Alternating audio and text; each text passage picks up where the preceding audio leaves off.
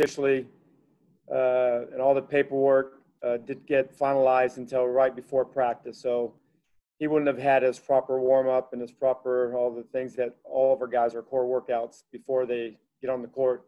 So all he did was just be able to watch practice from the sideline, which was great. There's no rush. He should be ready to go tomorrow, and we're all excited about that. Okay, can you share with the group and maybe clean the language up what it was like when you guys saw each other for the first time? Clean the language up was very appropriate. And it was good. We're excited. We're excited about having him. I know what he brings.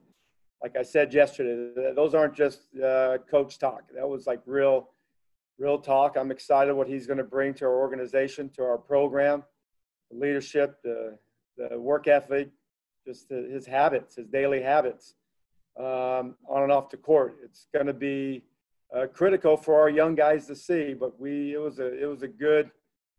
It was good. I was going to go old school and start singing Peaches and Herb right there and just reunited. But it was great. Like I said, I got a lot of respect for him, and he just has a good spirit about him. He loves the game. He loves his teammates, and I know firsthand what he's going to bring, and I know what our team's going to be prepared for or in store for, because the way he prepares, the way he treats his teammates and the staff, the energy he brings, he's always on. It's never like you have to turn his switch on. I would guess probably 85% of the people on the Zoom call have no idea who Peaches and Herb is, but Google it. Probably not. Thanks, Scott. We'll go to DA. I know he knows. I do. Hey, Scotty, two things. You know what Russ likes to do. You know what Brad likes to do. Specifically with regard to usage, what are some of your kind of initial ideas about how to make that work for both of them?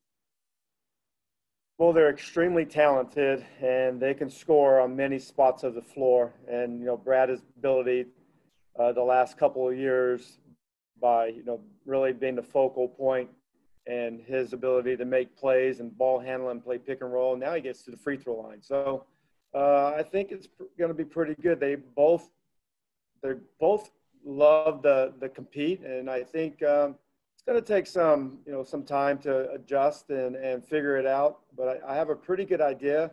And when you have two high-level players, I think the biggest adjustment is going to be how that we can get those other three guys to really figure out how they're going to be able to fit in. Brad knows the guys. Russell's going to take some time getting to know what TB likes to do. We all know what Bertans likes to do. Rui, what he likes to do. But as soon as that comes around, I think we're going to have a really good offensive system in place. It could be high level, but it's a lot of exciting moments or movements that we can create.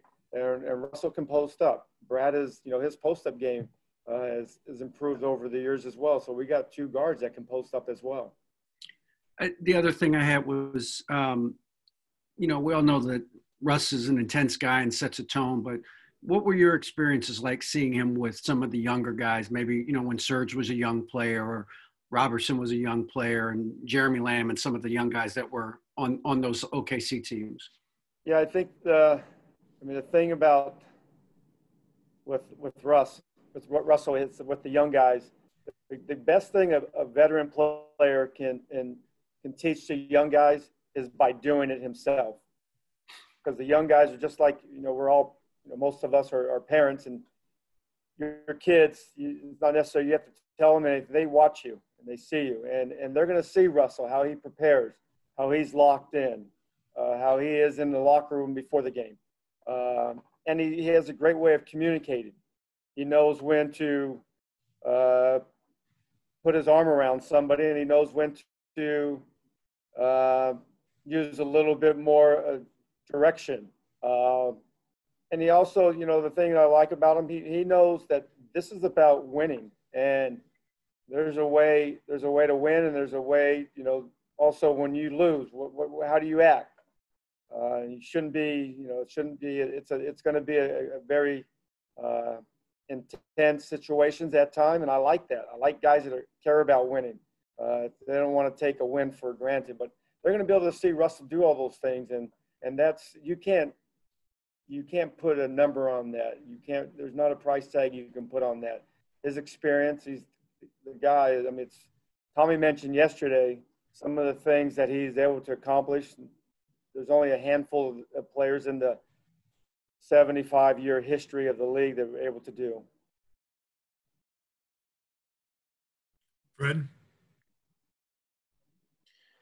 Hey, Scott. It's been 5 years and the league has changed, obviously, and style in the league has changed. But when Russell was really excelling under you and running a lot of high pick and rolls specifically, you guys often had like 2 non-3-point shooters on the floor. Now you are going to be able to run those same high pick and rolls with him with potentially 4 shooters around him. You're able to put together those lineups. What do you think that does for him when he's operating in those situations? Well, it's taken, the first couple of years coaching Russell. It's if he didn't put the work in on the court, in the film room, in our individual meetings, him and I, in our group meetings, he wouldn't be able to expedite the learning process. His skill set is high level. His athleticism is, not too many people on the planet have it. But his work ethic, his willingness to prepare, and his pick and roll game is high level now. And it wasn't always the case, but growing and maturing through it, I think it helped us as a team back then. Now I don't have to worry about that. He's going to be able to see things that I don't see, and he's going to be able to put his players on the court with him in different spots that sometimes I won't even be able to see. And that's what the great thing about his maturity is taking place, and all the experience that he's had as a young player. There's a lot of playoff games. There's a lot of playoff series. There's the championship series that he's went through as a young player as well. And one quick follow-up to that. What do you see him doing for Thomas Bryant on the floor? A lot. I think he's going to be able to help him understand that there's times where he should pop and there's times that he should roll immediately. And sometimes as a young player, there's a little bit of hesitancy. You're hesitant to make those reads right away. And I think Russell has a good way about him that he's going to help him along. And another thing that he does at an extremely high level is he pumps and creates confidence in players. And I played with a lot of players, and I was never great, but all the great players made me feel better than I was. And I think with Russell and now with Brad, we have 2 guys that are going to help our players need that and fill those voids that they would have at times, because it's a hard league to excel in and play well. But you have 2 guys like we have now, they're going to really benefit from their intensity, their love of the game, and their professionalism. Chase? Hey, Scott. First of all, now that practices have started, still everyone healthy? Everyone okay? Are you monitoring any injuries? No, everybody's good. Only the few guys that are not here are the guys that are coming in any day now. And then hopefully, Russell will practice tomorrow. I love it, man. You miss it. You miss the game, and now it's here. And I love the intensity of practice. I love the camaraderie with the group. And we talk about being a family, and I think this team is really committed to pushing each other and pulling for each other as well. And when you can do that with the talent and the skill set and the new additions that we have, I can't wait to get to the gym every day. And the last 2 days have been terrific. But with that being said, you can talk to all the coaches around the league the first couple of days of practice. If they're not feeling the same way I'm feeling, they're in for a long season. But I'm sure everybody's feeling the same way. And when it comes to your playbook, obviously Russell played for you. How much has changed in the time since of your system? Is it the same, very similar terminology and concepts, or do you have to go back to things that you used to run with him? No, I mean, he actually was funny. Quick little story. Middle of practice, he's sitting on the side. I'm coaching on the floor, and he waves me over. So I go to him, and he says, "Hey, you're running the same stuff that we ran together." And I said, "Yeah, there's a couple of different wrinkles and different names on it, but he understands the league so well, and everybody. There's a lot of similarities and with all the teams, but we had a high level offense back then, and I think last year we had sometimes it surprised me how well our offense was moving the ball, taking care of the ball, and making shots and threes. And Brad was a big part of that ish, and Bertans. I mean, there's a lot of guys. Rui all had good years offensively, but I don't think offense is really going to be our issue. We're going to have to really focus and improve on the defensive end. Ava?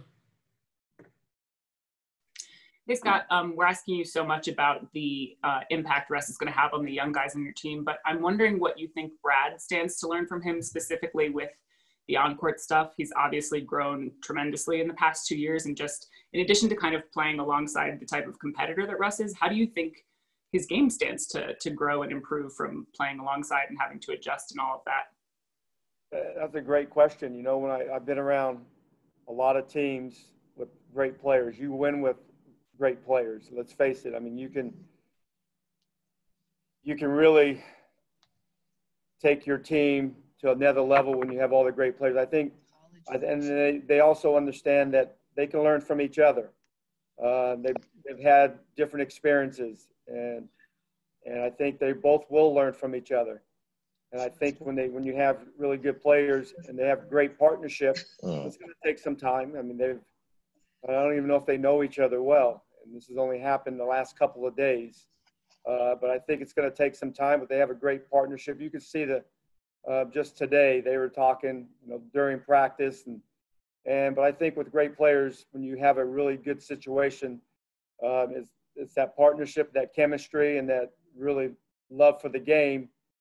I think they can learn from each other, and because you need to share. We all have to help each other out, and sometimes I don't see it, sometimes they don't see it, but sometimes we can figure it out together. I think that's always the best way, whether it's a coach and player or a player to player.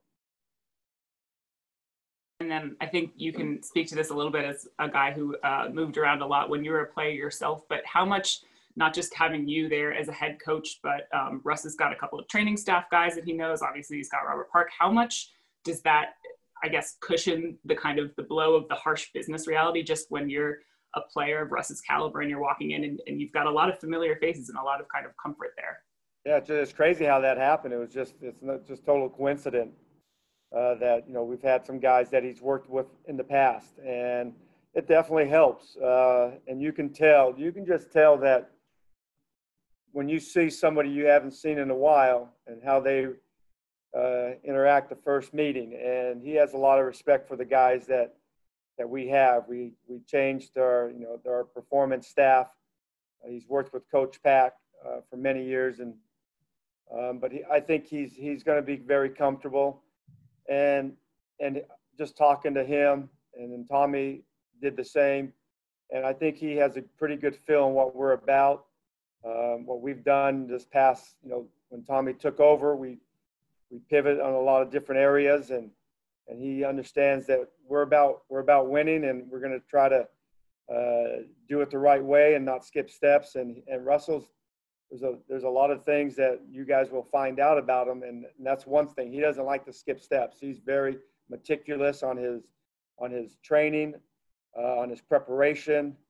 And he knows how important that is, because you need all of that to be able to play an NBA season, because it's a grind. If you don't take care of your body, you don't feed it the right the nutrition and the rest, and he's always been about that.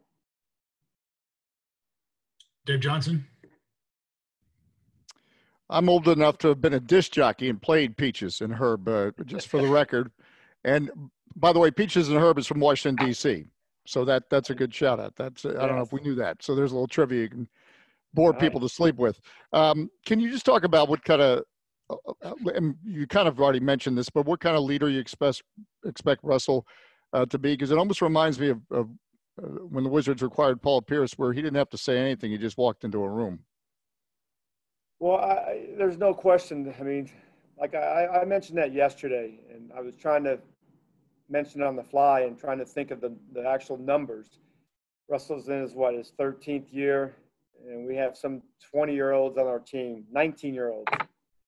So that, I mean, these guys weren't even, they definitely weren't teenagers. They weren't even double digit in age. They were 8, 9 years old. And we all know that we love the game of basketball. You follow the game of basketball. So you grew up watching Russell and all the success that he has had. So when a guy like that walks into the gym, into the building, you know that this guy is different, and he has that personality. He's outgoing. He's a fun guy. He's definitely a fun guy to be around. And I think the guys will understand that when the game starts, it's about business. It's a competition. And at the end of the 48 minutes, you're going to give your all, and you're going to be happy with the result, or you're going to give it your all and you're not going to be happy with the results. There's no happiness in losing. And he's definitely going to bring that intensity to our team, which is, I think it's great. Heather? Hey, Scott, you kind of alluded to some of it in some of your previous answers, but obviously you've known Russ a long time. Where have you seen him grow the most out of maybe some of those things that you've discussed, be it on and off the court? Obviously, you've maintained a relationship, past your coaching days with him, reunited now. But where have you seen him grow the most, either on or off the court? Through all my experiences being in the league as a player and as a coach, the greatest thing that I always take away from my playing days or even my coaching days, to see the maturity and the growth of every player or every teammate I've been on, and seeing them become husbands and fathers, and just seeing all that. Just when I look back at all my great teams I've been on, our teammates, just getting to reminisce with them and hear about their families, their kids, all their successes off the court, to me is really cool. And to be able to do that and see that with all of the players I've coached, and with Brad and his 2 kids, and Russell with his 3 kids, Noah and Jordan and Sky, and just to see him and his wife Nina, just to see that all evolve is really, really cool. Because remember, I had these guys. I mean, I had Russell. He was 20 years old. He was, he didn't know a lot about the ins and outs of being a husband and a dad, but you can just see it. And my daughter always sends me, clips of Instagram or all the stuff that's out there on the social media, and it's really cool to see it. And like I said yesterday, he definitely has not improved his singing. I saw the one video that he was singing with his singing to all 3 of his kids, but to me, that's the biggest. That's the most the growth that I've seen over the last few years, and the coolest thing that I've seen also as well. And real quick, just what is it about your relationship that has allowed you to maintain, not everybody with a former coach. I mean, certainly you were with Russ in the beginning, so I'm sure that holds a lot of weight. But what is it about the relationship with you two that has stayed, the course over all these years? I mean, I'm always upfront with players. And like I said the other day, I've only had a problem with a few players, and those are the players that don't play hard. They don't play for their team, and they're not pulling for their team. I have problems with that, like everybody would. But I've always, I don't know if people say players coach. I think I'm a fair coach. I believe in the players. I try to build what they do well and try to shore up what they don't do as well. But I'm very transparent. I'm open. they could come in and talk to me. I'm always around the court talking to every player before. So I think out of that, we grew a lot of respect. And there was a lot of very, trust me, challenging times and moments and difficult conversations and film sessions with the entire team and individual film sessions and a lot of phone conversations, a lot of summertime visits that it took for us to get to this spot. And I'm not taking any of the credit because he put the time in, and his skill set and his athleticism and his mind made him the player that he is. He's a high IQ player. But I think our relationship has been built through a lot of good moments, but a lot of very, direct and frank and honest moments. Scott Abraham. Hey, Scott, good to see you as always. Obviously, you know Russ better than most. So I'm wondering, what is the biggest misconception, whether it be people in the media, fans, have on Russell Westbrook? Yeah, I don't know.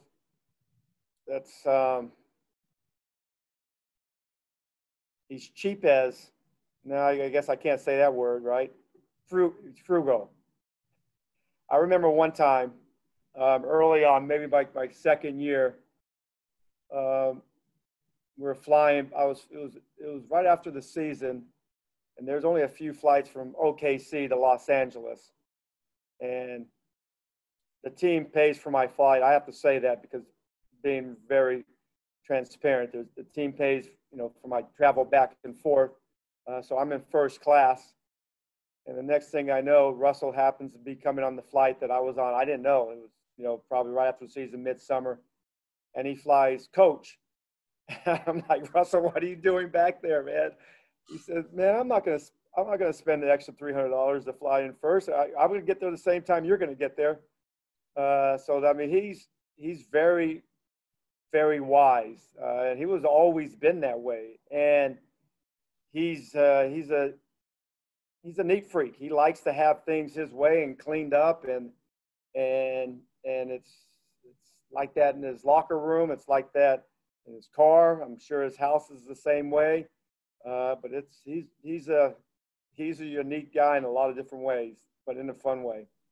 And when you get a player like Russ, former league MVP, are you automatically thinking like championship, or is this kind of like baby steps of, all right, let's build this division title, playoffs? I mean, what's the mindset when you get a caliber player, all NBA type player like a Russell Westbrook on your team in terms of wins, losses, championships, and whatnot? Well, it's obviously a big moment for our organization. This guy is top players in the league, and there's not many players. It's all NBA. Those are hard to get. He has 9 of them. Probably would have had 10 in a row. I think he was. One year he missed about 40 games, like 6 years ago. We haven't made the playoffs the last 2 years. A lot to do with it. A lot of injuries, a lot of things and then we made a change in the direction, and we had a lot of guys that didn't have experience, but they've gained a lot of good experience. But we want to make the playoffs. Not going to be easy, but we have a team that's talented, a team that wants to play hard, and they want to play well. They take a lot of pride in the last 2 days of practice, but we're going to just focus on every day. We're going to focus on improving every day and take the games as they come. And, we have the first game coming up, in whatever it is, 17, 18 days from now. But I think we have enough talent to shoot for that, and that's a realistic goal, and you never know what happens after that. Thanks, Scott. Thank you. Finish up with Glenn. Hey, Scott.